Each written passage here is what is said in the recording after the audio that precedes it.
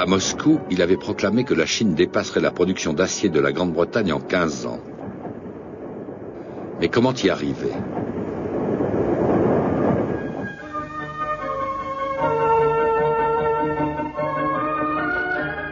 Mao trouve enfin l'inspiration dans un mouvement de masse pour réaliser les projets d'irrigation lancés par le gouvernement pendant l'hiver.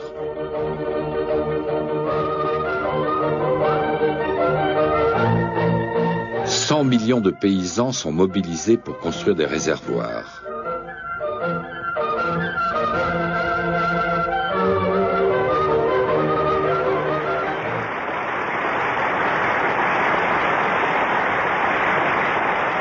En mai 1958, Mao visite l'un de ces énormes chantiers, près des tombeaux Ming, à l'extérieur de Pékin.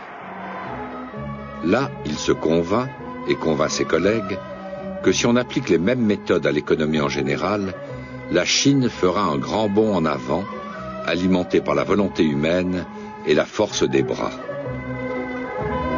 Tous les dirigeants, y compris le vénérable Zhu De, sont appelés à manifester leur soutien.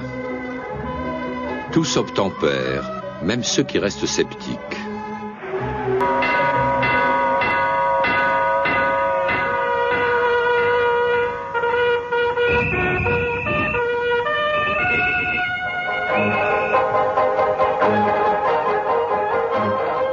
Mao propose la fusion des coopératives en énormes communes agricoles qui seront à la fois des unités de production et des organes locaux de gouvernement et de défense.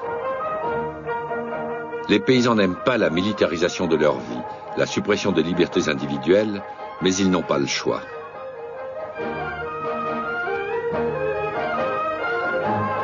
Depuis la collectivisation, 3 ans auparavant, le vent communiste, comme on l'appelle, souffle plus fort que jamais.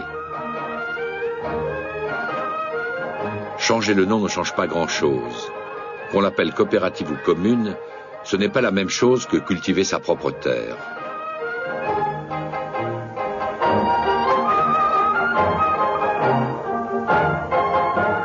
Mais ce que les gens détestent le plus, ce sont les nouvelles cantines communautaires, vantées comme un pas de géant vers le communisme.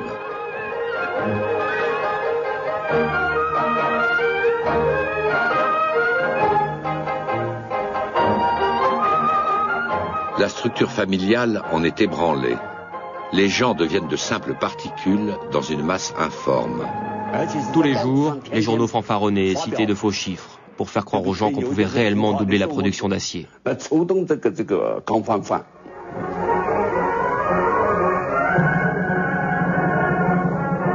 La Chine produit alors 5 millions de tonnes d'acier par an. Le nouvel objectif de Mao est de 100 millions de tonnes, à atteindre en seulement 3 ans.